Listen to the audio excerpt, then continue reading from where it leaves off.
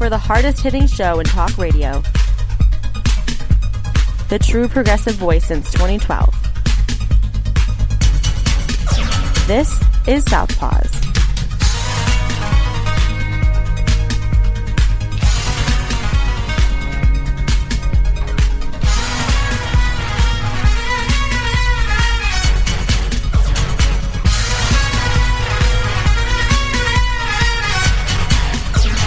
And welcome to Southpaws on the Pacifica Radio Network. We are the leaders of the revolution. My name is Darren Gibson. I'm your co-host. I'm Katy Steele.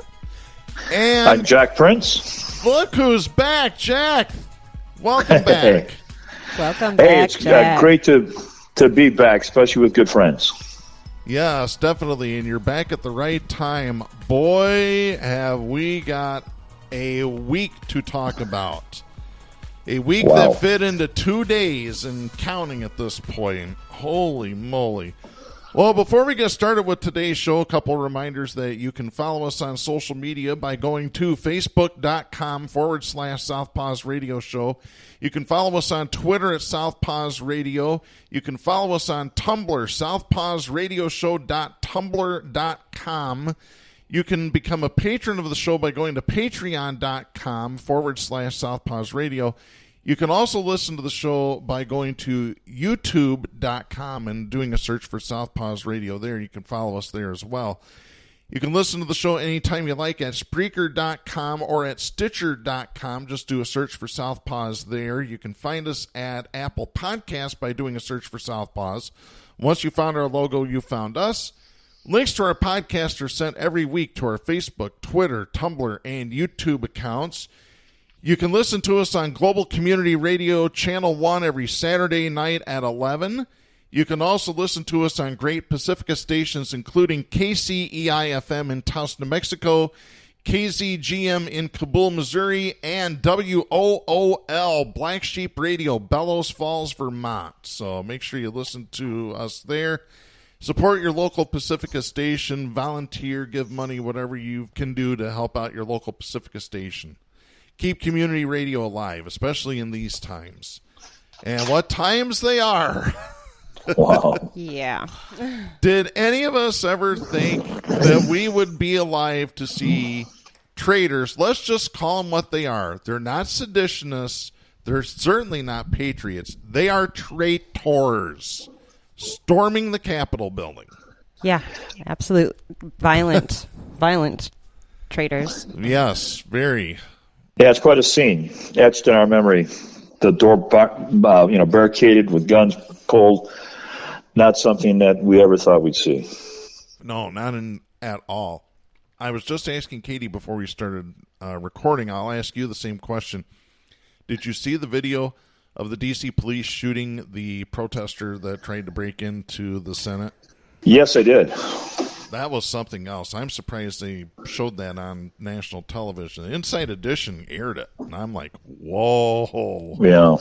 I also saw the footage of her ranting in the front seat of her car in true right-wing hysteria. Yeah. Yeah, it was some disgusting stuff that happened Wednesday. But we're going to go back a little bit because originally when we were putting together this show, we were going to talk about Donald Trump's phone call to the Georgia Secretary of State over the weekend. Instead, we have to talk about what happened in D.C., but this phone call to the Secretary of State in Georgia is a good setup point for this.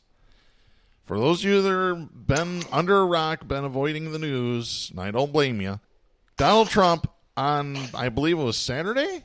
Mm-hmm. I mean, it could have been 12 years ago at this point. Weeks or decades. It feels like a whole decade has passed in 2 days. Yeah, exactly. Yeah.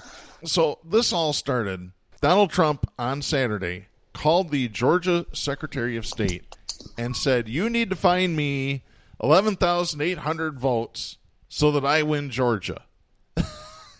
Yeah, he begged them to find the 11,000 vote. Begged, bullied, cajoled. But that's in light of the previous call from Lindsay that essentially was asking for the same thing. Georgia has had its doors knocked by these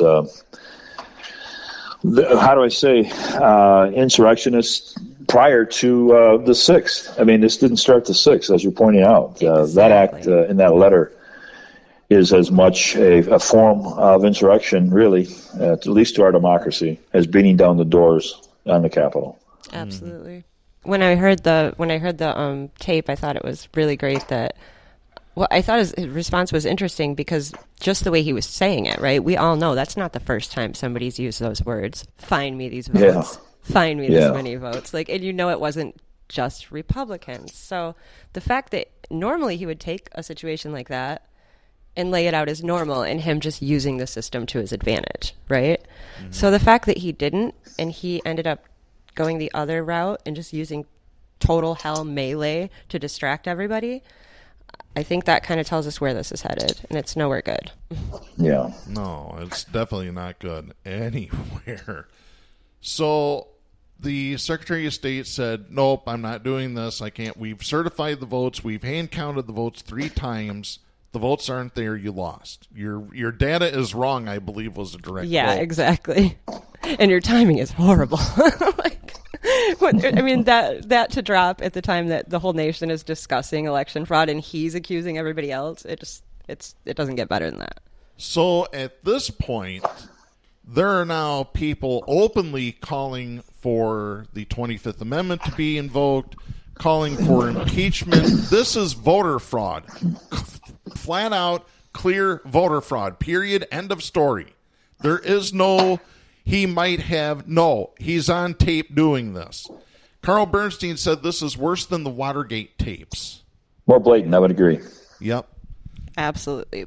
But what are we going to do is my question. Everybody's saying it's too late to impeach him. But here's the thing. If we don't do something to cut him off, he'll run again. Yeah, exactly. Well, yeah, his political kneecaps need to be broken right now. I think the mistake would be what some of the Republicans are suggesting, which is a contingent of Republicans reminiscent that strolled down to Nixon in the last hours and said it's time to resign.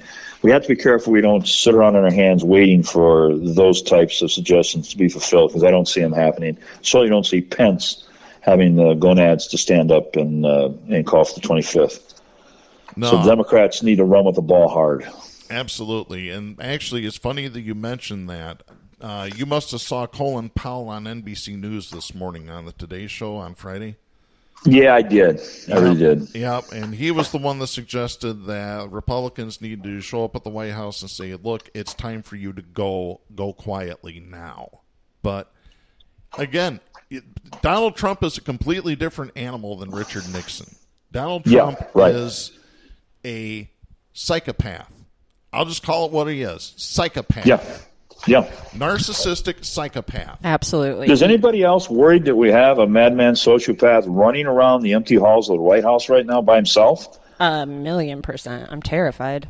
Really. Supposedly he's over at Camp David right now. I guess he's trying to avoid everybody. I mean, I just keep thinking about how many people we don't know who they were that were just in the Capitol building that were stealing. They were stealing laptops. They were stealing. One guy carted off the podium. Yeah. What? Well. Oh my. Yeah. Disgusting behavior by these traitors. And yes, I'm going to continue calling them traitors. They're not insurrectionists. They are traitors. Look up the definition. Well, and they have control over everything. All of these people, they own. Think about the things they own and the things their companies are doing right now. They're installing our infrastructure. Mm-hmm. If they're terrorists, or if they're hiring terrorists, or if they're hiring foreign agents, well, I mean, how is anybody feeling safe right now? How are we all just sitting back and letting things continue as if this is all normal, and we aren't exponentially endangering ourselves every day that we let this continue? Every day. Yeah, that's true. Yeah. So getting back to Saturday, the phone call happened Saturday. It got released, I believe, either later that... No, it got released the next day, Sunday. Yep. Because Trump then started to criticize the Secretary of State, who had this recorded and said, I'm not going to release it unless Trump starts attacking me. Well, he did, and look what happened. So this then leads us into Tuesday, January 5th, and what it leads into is the election. the runoff election for the U.S. Senate, the 2 seats. And by the way, the Democrats won both seats. And now the Republicans in Georgia are pointing fingers at Donald Trump, saying this phone call has actually led to all of this. We just lost the Senate because of you, Donald Trump. I think Republicans are starting to slap themselves on the side of the head, saying, hey, this a-hole, is really responsible for losing the House in 18, the Senate on what day was it, the 5th, right? Mm-hmm. The White House now is not even in question. He's flipped 2 or 3 longtime traditional red states, and now for dessert, he's going to be impeached twice. There's a last-minute decision to jump off of a boat, but the water's up to their neck. I mean, this is the end. Yeah, the icing on the cake for me is that, his diehard supporters, the ones that were willing to go in there and object to election results, those are the ones he literally sent the Nazis to kill. I mean, they're in there for him, throwing themselves down. And he sent the Nazis in to kill them. Like, that's the part where, when they all came out and started pulling back their objections, I went, oh. That was amazing. Oh, it's amazing. Yeah, no kidding. I stayed up till 4 to witness it all. Yeah. So then Wednesday comes. It's time to certify the Electoral College. They started at about 1 o'clock in the afternoon. There were plans of, I believe it was up to 140 members of the House and 13 members of the Senate were going to file objections to the election. Well, about an hour later, and this is the amazing part, I was watching TV and they interrupted at 1 o'clock so they could do the special report on the Electoral College. They left, went back to regular programming, and about 20 minutes later, they come back on with breaking news. Hey, the protesters that were there to protest the Electoral College have now stormed the U.S. Capitol. At the time, they were calling them protesters. And now they're calling them, well, what I'm calling them now is traitors. Terrorists. Yeah. Traitors, yeah. Terrorist Domestic traitors. We could probably just go with one blanket term and call them cops. I Yes. mean, at this Yes, point. we can. There's an issue. Yeah. Yes, we can. Why do we keep confusing everybody? Let's just call them what they are. They're cops and they're military, and that's what they do. It's their job, what they're doing right now. Can I read this story here? This is from Politico.com. This is Natasha Bertrand. Wrote this on January 7th. The mob that rampaged inside the halls of Congress on Wednesday might have taken a lot more than Americans' illusions of invulnerability.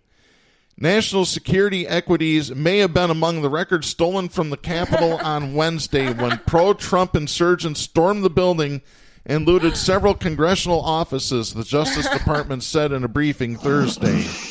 Michael Sherwin, the acting U.S. Attorney for Washington, D.C., said it will likely take, quote, several days to flesh out exactly what happened, what was stolen, what wasn't, end of quote, noting that, quote, electronic items were stolen from senators' offices, documents and materials were stolen, and we have to identify what was done to mitigate that damage, end of quote. How about the redneck with his feet up on the desk in the office? The That's guy probably from the guy Arkansas. that stole the NSE information and is now going to raid their stocks. Yeah. Yeah, we'll get into him and some of these other loony bin nut jobs here in a minute. I'm just glad somebody's coming for their money. That's what just happened. I knew it.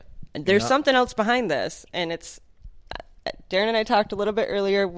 I'll explain more later, but this is all connected to the same people, and they got a plan. Yeah.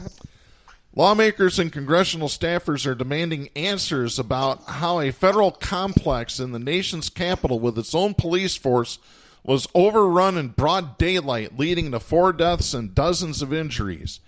But it's not only the physical security of members, staff, and other employees that was endangered by the breach. Congressional offices were ransacked, and at least one laptop belonging to Senator Jeff Merkley, Democrat of Oregon, was stolen. That is according to Merkley. Rioters were photographed sitting at House Speaker Nancy Pelosi's desk and removing a piece of her mail from the building. and the Senate parliamentarian's office was raided, leaving piles of documents scattered across the floor and into the hallway. Representative Ruben Gallego, Democrat of Arizona, said, quote, "We have to do a full review of what was taken or copied or even left behind in terms of bugs and listening devices, etc." End of quote. He has raised the possibilities that foreign adversaries could have easily infiltrated the crowd, then encircled the Capitol. And I guess that's something that nobody else has talked about at this point. You think? Yeah. One guy urinated in front of one of the doors, one of the offices, which is patriot. That's a real patriot right there. Yeah, it is. What's he doing? Marking his territory? Do you think he's a cat? God, that's why he went into the White House or the Capitol anyway. Evidently, so find a bathroom, probably a long line. Yeah. Buster's got more sense than that. Buster being my cat. Yeah, right. Yeah. Let me continue here. The House Chief Administrative Office sent in a memo to staff on Thursday evening that, quote, "At this time there have been no indications that the House network was compromised," end of quote, noting that the office issued commands on Wednesday to lock computers and laptops and shut down wired network access amid the protests. Classified national security information, moreover, is supposed to be secured in sensitive compartmented information facilities in the Capitol, which were not breached during the attack, congressional aides said. But questions remain about whether the attackers were able to remove any physical documents containing personal identifying information, legislative strategy, or sensitive logistical details. The failures of the Capitol Police, which prompted House Speaker Nancy Pelosi to request the police chief's resignation on Thursday, and the risk that lawmakers might again be targeted, makes it all the more urgent that officials get fully apprised what sensitive information about member schedules, for example, or inauguration plans was stolen, lawmakers said.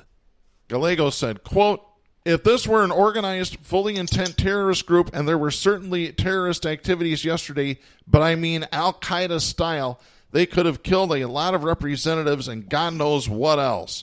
There has to be a full accounting of what happened here," end of quote.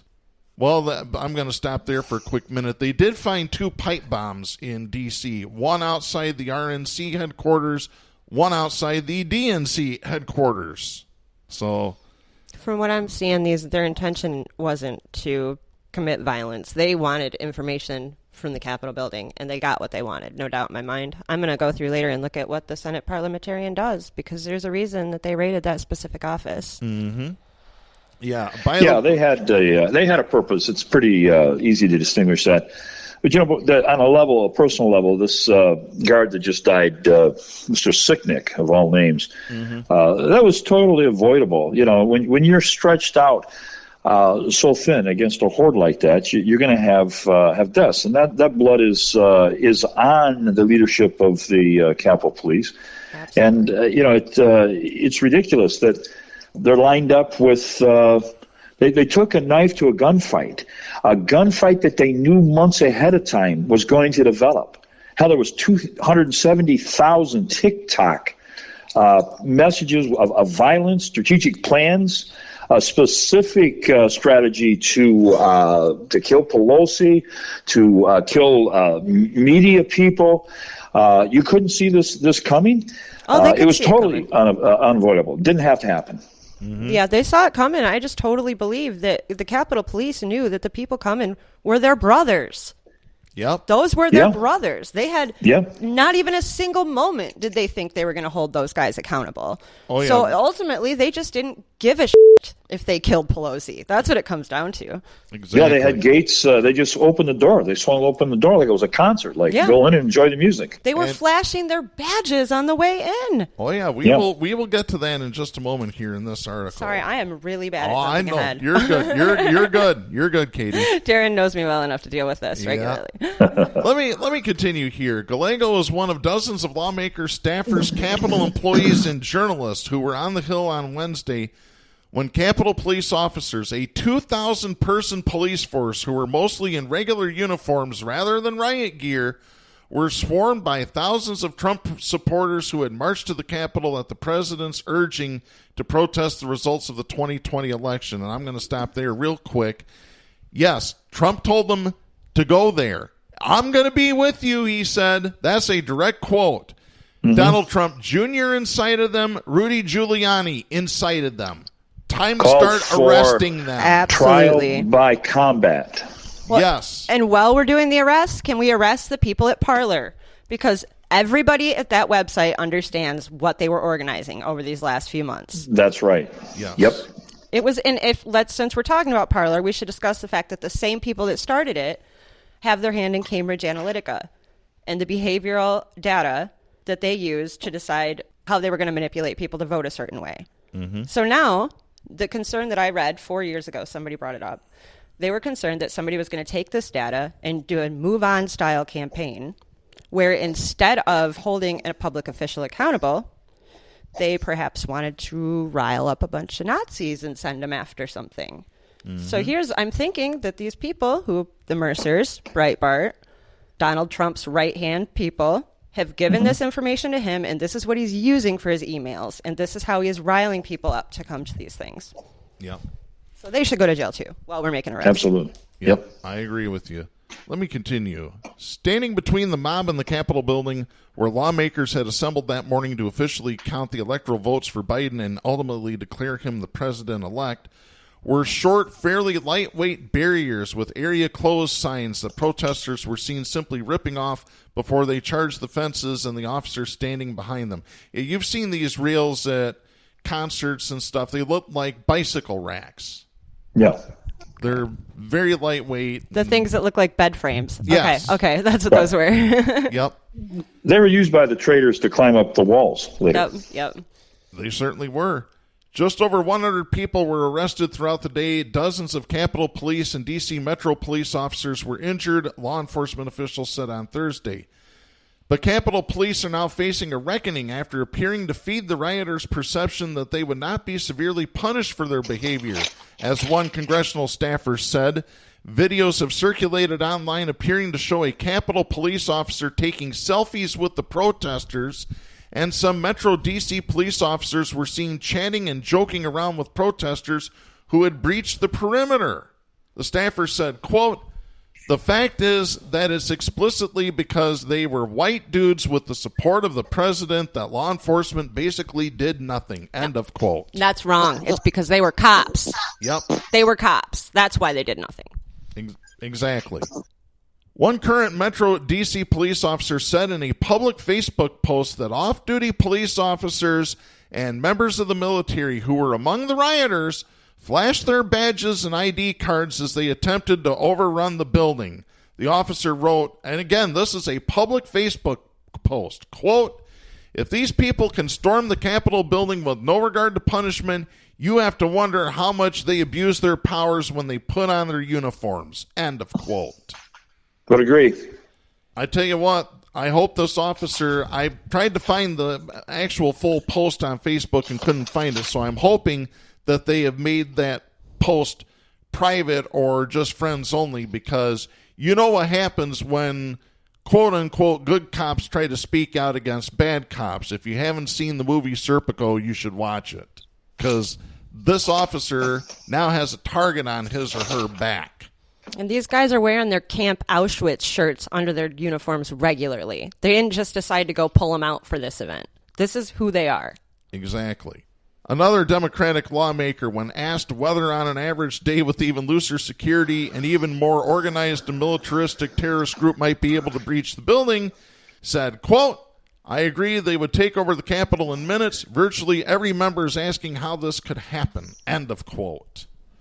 Yeah, the mainstream media is refusing really to trace how deep this insurrection goes. I mean, it's hardly being touched. Yeah, absolutely. The police on Thursday indicated that they were unprepared for the violence. D.C. Police Chief Robert Conti said in a press conference Thursday that there, quote, "was no intelligence that suggested there would be a breach of the U.S. Capitol," end of quote. Capitol Police Chief Stephen A. Sund, who, by the way, has resigned effective January 16th, said in a statement that while the Capitol Police had a, quote, "robust plan established to address anticipated First Amendment activities, these mass riots were not First Amendment activities. They were criminal, riotous behavior," end of quote. It remains unclear why the police force was not prepared for the protest to escalate, given the repeated and explicit threats by many of Trump's protesters as recently as Tuesday night that they were prepared to use force if necessary to enter the Capitol. Yeah, go ahead. I'm sorry, I do not understand how it still remains unclear. It is not unclear at all why they didn't respond. It is absolutely clear to anybody in America that saw what was happening. Yeah. I was screaming at the TV with Sharon. There's complicity here. These people are complicit. Yeah, absolutely. I mean, if you're not even going to say it, when the Republicans can't even deny what's happening. Yeah.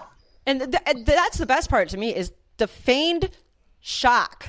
Well, and it's not feigned, I guess. That's the worst part. The shock of the senators and congressmen, first of all, their fear of what it's like to be us daily, regularly. That just really blows my mind. And second of all, the protester cops who were so shocked when they actually got tear gassed. That to me just really blew my mind. Like, again, where have you been? Yeah. Wasn't there a state legislature from Virginia that had just been elected that got through the front door? He was part of that group. Yep. He certainly was. Unbelievable. Representative Tim Ryan, Democrat of Ohio, who sits on the House Appropriations Committee that oversees Capitol Police funding, told reporters Thursday that he was livid with police leadership and said that while, quote, the rank and file did everything they could, end of quote, they were only able to hold off the mob for just over an hour until they breached the building because there, quote, was no expeditious plan, end of quote. You're laughing. They didn't make a plan because they didn't think their brothers would hurt them. Exactly. They were safe, right? Now this is where we get to watch them turn on each other. Back the blue. Blue blows, people. An investigation into the security failures, he added, has to be done, quote, rather quickly because we've got the inauguration coming in 2 weeks, end of quote. Yeah, I agree there. This should scare the hell out of you if you are a sane person. Because if they were able to get through on January 6th into the Capitol building, 2 weeks from January 6th is the inauguration of Joe Biden. What the hell are they going to do then when they're really pissed off? Well, Haywood down in South Carolina this morning said that they should be calling every National Guard person in the United States that they should be transported on the 17th of January in the Capitol ahead of time instead of being surrounded and trying to make a call like Hoyer did, Steny Hoyer, inside a protective closet calling his buddy Larry Hogan, the governor of Maryland, claiming that his life was threatened and please send the National Guard. Hogan sat, realizing he had to have authorization from the Secretary of Defense, who he called and wasn't there. He called. Imagine on that day, you can't get a hold of the Secretary of Defense. Of course, there was no way you could get a hold of the administration or Trump. So he sat there, unable to send just miles away hundreds of National Guard people. And he waited and waited, and a phone call came. People have no idea how the hell this happened. A phone call came in from the Secretary of Army and pledged National Guard. And, of course, you know how late they got there. Somebody has to take the bull by the horns if you're really that paranoid about the 20th, or you're going to see deja vu again, and this time it's going to be on a larger scale even than what we saw at the Capitol building. Absolutely. And the thing is, one of the news organizations, I forget who it was, published a report saying that Trump had to be pressured by staffers in the White House to call out the National Guard, and I guess it took a while for them to finally get through to him. Yeah. Because this is what he wanted. Let's be honest. He has appointed everybody at the head of our military over the past 4 years. Absolutely. Yeah. Most of them are on his team. They're not going to call them in. They just won't. You remember when Michael Corleone walked up to the hospital to see his dad, and he expected a wall of his own protection and the police and so forth, and he walked in and nobody was there. There was a nurse there. He had to push the bed in another room. Yep. That's what you had. You had a mock protective wall that were complicit with those rioters, and you weren't going to get any help, any last-minute help from the National Guard.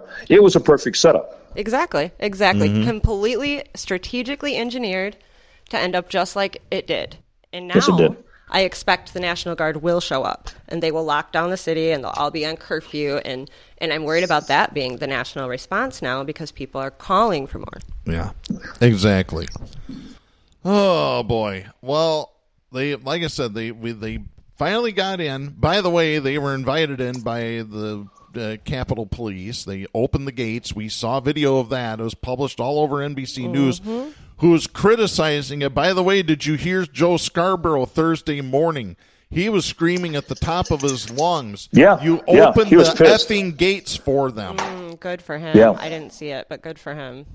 Yeah. Yeah, he lost it. Yeah. Yeah. Those are hollowed halls. That's Cherry's Ground. That's hollow place. And, it was reflected in his attitude. Yep. Well, we have a story here. This is from news.com.au. So this is Australia's news website here. This is by Alexis Carey, and it's a story about the 4 who were killed in this siege of the Capitol building. The 4, let's just call them what they are, terrorists, because that's what they are. Yep, domestic terrorists. Traitors. Yep. The identities of the 4 rioters who died in Wednesday's act of domestic terrorism in Washington, D.C. have been released by authorities. According to the D.C. Police Department, the victims include 35-year-old Ashley Babbitt, who was killed after being shot inside the Capitol building, and 34-year-old Roseanne Boyland, 55-year-old Kevin Greason, and 50-year-old Benjamin Phillips, who all died from undisclosed medical emergencies. So they go into a little further detail into each of these people.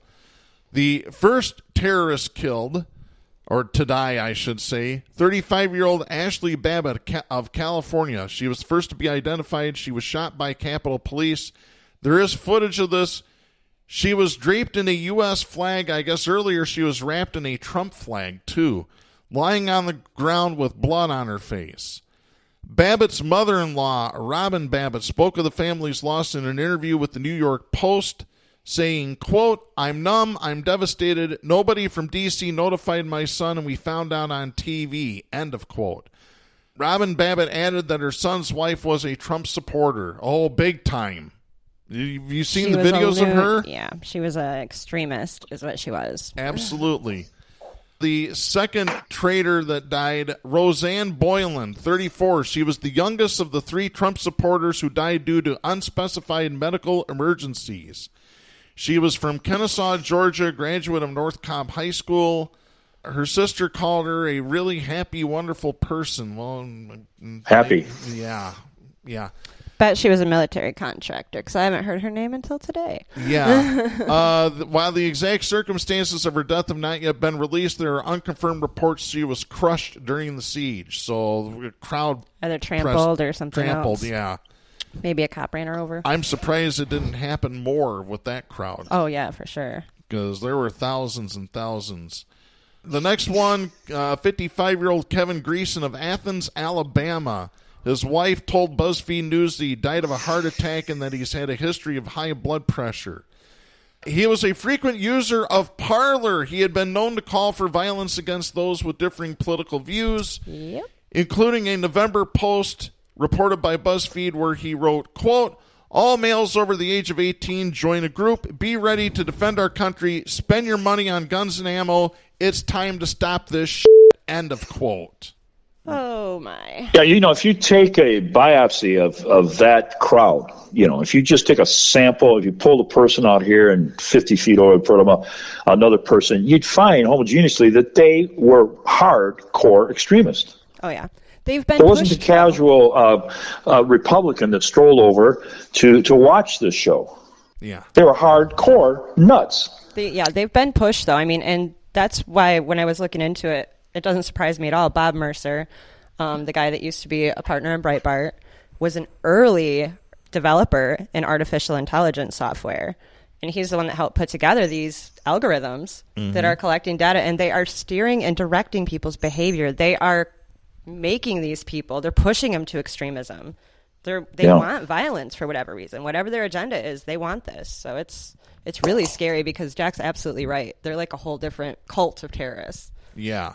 Cult is a good way to describe them because they're nothing but cultists. Cultists and terrorists and traitors. The other one who died was 50-year-old Benjamin Phillips from Ringtown, Pennsylvania. According to the local newspaper, The Morning Call, he was a computer programmer who died of a stroke at the rally. He was a fanatical Trump supporter, apparently, having founded the pro-Trump social media platform Trumparoo and organizing transportation to the riots for a group of like-minded individuals from his community. See, I've never heard of Trumparoo. That might be the next one, right? Yeah, I haven't heard of it either. Oh, good Lord. But yeah, I mean, this is exactly what was happening in the other countries where they were sending in paramilitary contractors. Like, they were destabilizing the elections, they were getting people riled up, and then they were sending people in, paid contractors in with these people that they had been, pumping the extremism to. And it's a perfect recipe for disaster. It is. Yeah, it's a playbook. It's a playbook they've used before. Darren, do you remember months ago, even before COVID hit, where we sat on the show and said, Trump is going to get to a point where he'll be down to his only cards being the most extreme, crazy zealots, and that's all he'll need. And he'll play that card of hysteria and violence. We said that almost verbatim. I don't have access to go back to the show. But that's what we saw coming, and that's what just happened. Yep. His last card he had was to throw my dad used to tell me in bars, there's only one person to stay away from. Those are crazy people. It goes beyond violence when you mix those two together, and that's what we just saw on the 6th. Oh, absolutely. He's real isolated now, and it's the most dangerous time it's been since he's even showed up to start running. Yeah, White House staffers are telling the media they don't even know who he is listening to at this point. Yeah, they can't even contact him right now. And if I had to guess, it is Rebecca Mercer. That's who he's talking to. Probably just her. And I'm worried. These are the last hours. Is anybody concerned about whether or not Trump is going to get a library designated before he's run out? I mean, is there a restroom at NASCAR we can put a plaque on real fast? Or what about his worry about his face being put up on Mount Rushmore? Is that gone by the wayside now? Are we forgetting that? My God. Yeah. This is something we need to consider in these last closing hours. Well, and I think, though, his ego has almost been muffled by his strong, desperate need for more power right now. Yeah. That's scary. It's obvious, isn't it? You can see it, yeah. This is a cross-section of a sociopath. You couldn't have a better glimpse of their operation. This is textbook. This is a psychological textbook. Yeah, and what's been surprising is the blowback from this. This has been a absolutely huge blowback from even people who have supported him. Lindsey Graham says, I'm done. I can't do anymore. That was shocking. He sent those people in to kill all of them, though. Yeah. Let's be honest. At that point, that was when I went, oh, wow. Oh, wow. You can't come back from that. As we have said on this show, listen to the words of Mary Trump, Trump's sister, and Trump's niece, for that matter. Listen to them. Donald Trump is only in it for Donald Trump. He doesn't care about anybody else. He will throw everybody else under the bus just to get ahead. But you've never had in Shakespearean drama a better parallel of a personal collapse, of a sick human being collapsing after years of entitlement, years of getting his way, never earning a thing. His collapse ran with a national collapse, with a collapse of democracy. It's almost like something Shakespeare would have penned. And now that, and not to get too literary here, he's crashing to earth. Like Icarus, his wings are melting. He's crashing to earth. Can we rise up in a different direction, we as a nation and we as in any institutions in democracy, and start to reverse his destruction as our own destruction? We're at a pivotal moment, and a lot of people are waiting anxiously to see if this trend will turn. I looked last night; they had riots in many state capitals, not as in the magnitude of Washington, but these nuts haven't gone away. Seeing Trump buried, will that put an end to this right-wing madness and these extremists? I'm waiting for the verdict. I don't think that Trump is actually supporting the infrastructure of what's holding up the extremism. I think he's been benefiting from it, and he just got cut off from that. So I think that this is going to maintain, it's still going to be a thing, and he's still going to have his supporters and his followers. And he still is going to have the infrastructure of the power available to him. But it all depends on what is beneficial to those who have that power, I think. So we have to see where that goes. And I think even having the military ready, poised to go in and do something, we have to really make sure that we're calling out the fact that even our military has been infiltrated by Trump. That's important. Not That's just extremely at the top, important. but we've got people, we've got paid paramilitary contractors that are being paid by Russia in every one of our military categories. So, I mean, even if they had sent them in sooner, would they have gotten there? Would the guy who was supposed to drive have found a reason he couldn't make it in time? You know, like, what are we up against here, really? Yeah.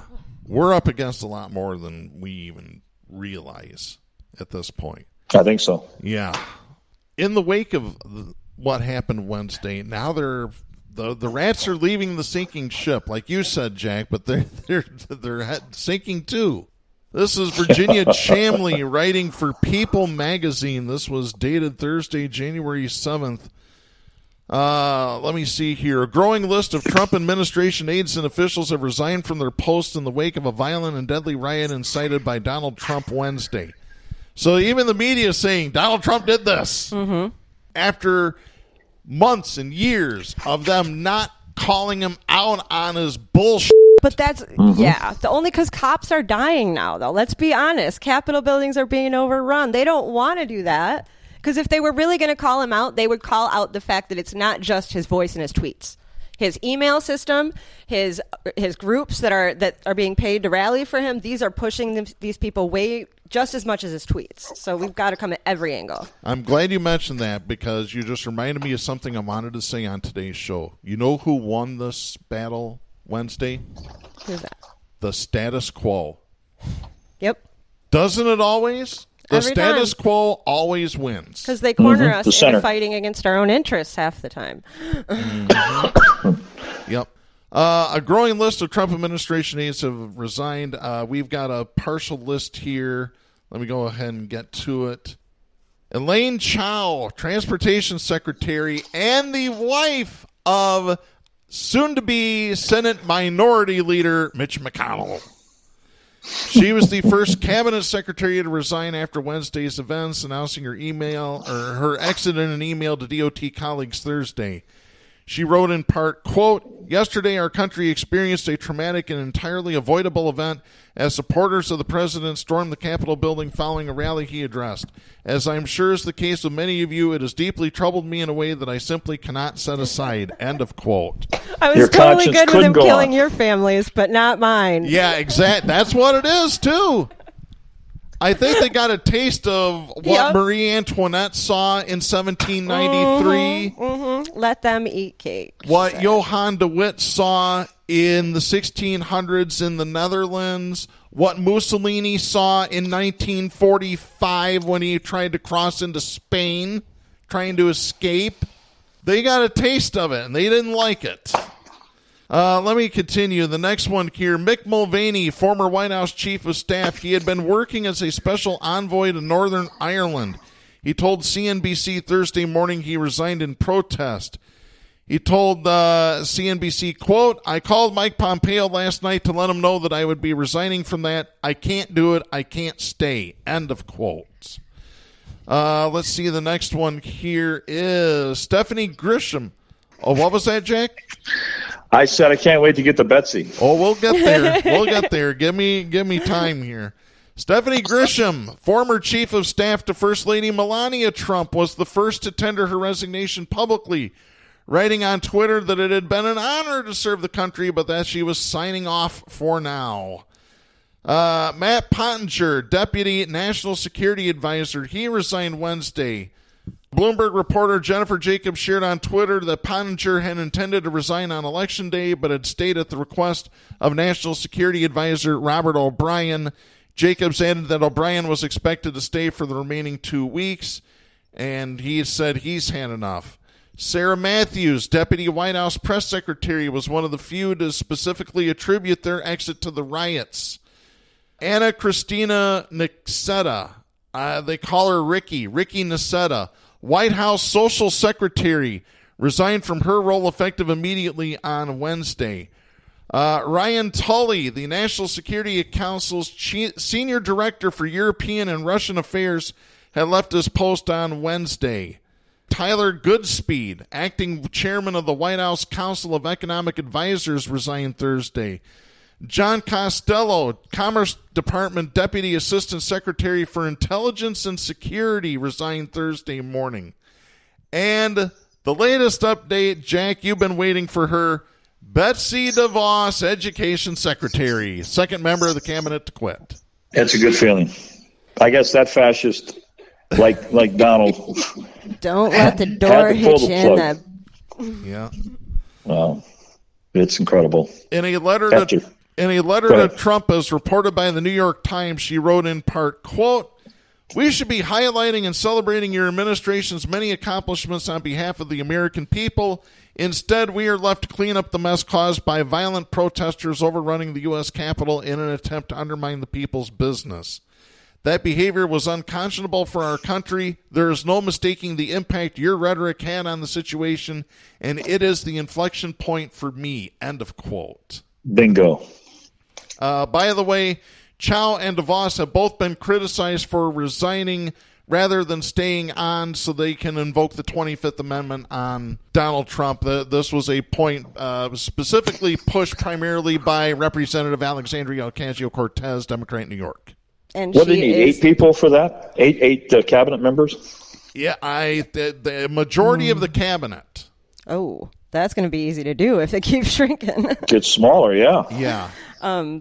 I was just going to say that. Never mind, I lost it. Go ahead. So yeah, they are. The rats are leaving the sinking ship. I don't think they have anywhere to go at this point, other than their private country clubs and their. Yeah, and that's just exactly what it is. Oh, she's got lots of kids to pass out and sell, Darren. Yeah. I mean, they've been stealing them for 4 years, so they're all over in her Bethany Christian organizations, and I'm sure she's going to find a way to profit from. Absolutely. Kind of a sale, New Year sale. Yeah, right? Yeah. By the way, the FBI is combing through hours and hours of still photos and videos. They want everybody. They're looking to get everybody in front of a judge. I hope they research if they were being paid for this. Every single one of them, because I know some of them were. Look into what was happening in Belarus, if you don't already know. Summer of 2020. Mm-hmm. Look into the Wagner Group and how they basically infiltrated their country and messed with their elections. Yeah. So how about the horned mountain man with the buffalo head on? Good Lord.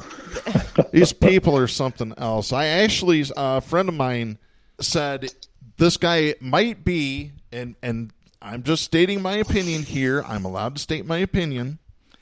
This guy possibly could be a follower of Odinism. Those of you that haven't heard of it, you better look it up. Odinism is a neo-pagan, white supremacist group that believe in racial purity. In other words, if you ain't Snow White, they're going to kill you. That's their beliefs. Wow. Well, he definitely was QAnon material from what I found. He was deeply into that. He is definitely a big QAnon moron, idiot. I saw some of the right extremists using his picture from other protests, supposedly like in June, identifying him as an Antifa participant. Oh, yeah. No, those actually I saw. A friend of mine debunked those. What happened was those guys' pictures were posted on Philly Antifa website, but they were posted on there because they were outing them as white supremacists. Mm-hmm. So the Washington Post went and found those photos and just looked in the bottom said Philly Antifa, and they called them Antifa and told Easy connection. Yeah. Wow. It's absolutely ridiculous. But it's complicity, though. That's how they're pushing this stuff, Because the cops are right along with them. What have we said on this show? What have you said? Where are they doing the recruiting for white supremacist groups? Oh, the cops and military. All of them. Yeah. That's what they do. What happens is these guys get out of the military. They get discharged, and they don't feel like they have a sense of purpose. They've been gassed up for years, being told they're out here saving everybody's lives and they're heroes, and then they're supposed to come home and be nothing. So what they're doing is they're tempting them into these militia groups and these paid paramilitary contracted jobs. And then they feel like they have a sense of purpose again, but their purpose has never changed. It's always been to overthrow governments and maintain power for the rich. Yeah. Well, one other nice thing about all this video and still photos is that employees can be identified very easily especially when you wear a name tag in the front door. Yeah, as proved by this story. This is David Edwards writing on January 7th for Raw Story, and I hate using Raw Story as a news source because they're a bunch of centrists. A man who wore his work badge while participating in a violent insurrection at the U.S. Capitol on Wednesday has been fired. And I believe they also contacted the FBI and said, yeah, here's his name, here's his address, go get him. Can somebody tell me why anybody would have to contact the FBI and tell them who the guy was that wore his name tag in there? Good point. Right. I think they're just trying to expedite things for him. Why do we have cops? Why do we have an FBI? Why? They literally do nothing but protect everybody else but us. That's right. Yep. After images of the man circulated on social media, Navistar Direct Marketing revealed that the man had been terminated for cause. In a statement issued Wednesday, they didn't even wait till the next day. They got him the same day. Good. They said, quote, Navistar Direct Marketing was made aware that a man wearing a Navistar company badge was seen inside the U.S. Capitol on January 6, 2021 during the security breach. After review of the photographic evidence, the employee in question has been terminated for cause. While we support all employees' rights to peaceful, lawful exercise of free speech, any employee demonstrating dangerous conduct that endangers the health and safety of others will no longer have an employment opportunity with Navistar Direct Marketing. End of quote. That's crack police work, isn't it? Yeah. Navistar Direct Marketing, huh? Yep. I wonder what they do. I'll look into them later. Yep. Yep. Yeah, this guy wearing a Trump hat, I think he might have been wearing a QAnon hoodie sweatshirt. I don't know. Some tells me he was proud of that name tag and wanted the cops to know he worked there. So hey, look, here I am. Oh yeah, in his chair. Oh, good Lord. Yeah, and the guy sitting in Nancy Pelosi's chair, that was just... This is surreal on top of surreal. Well, I mean, and all of us were there for the primary of 2016. Mm-hmm. We know what it is to have an election stolen, right? We know what it is to go all the way through the process and have the judge tell you, sorry, too bad, actually, they're allowed to do that. Mm-hmm. You don't really have a democracy. So we understand the angst, right? We just don't understand the violence. So it's not like anybody would do this. It's not like this is a rational thing if you feel like you've been wronged.